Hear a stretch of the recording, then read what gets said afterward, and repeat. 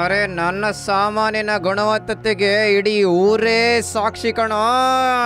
ನಾನು ಇಷ್ಟರ ತನಕ ನನ್ನ ಸಾಮಾನಲ್ಲಿ ಮಿಲಾವಟಿಗೆ ಮಾಡಲಿಲ್ಲ. ಮತ್ತೆ ನಿಂಗೆ ಇಷ್ಟು ಸಮಸ್ಯೆ ಆದ್ರೆ ನನ್ನ ಹತ್ರ ನೀನು ಇವತ್ತಿಂದ ಸಾಮಾನೇ ತಗೊಳ್ಬೇಡ ಅಲ್ವಾ? ಮತ್ತೆ ನಾನು ಕೂಡ ನಿಂಗೆ ಸಾಮಾನು ಮಾರೋದು ಇಲ್ಲ ಬಿಡು.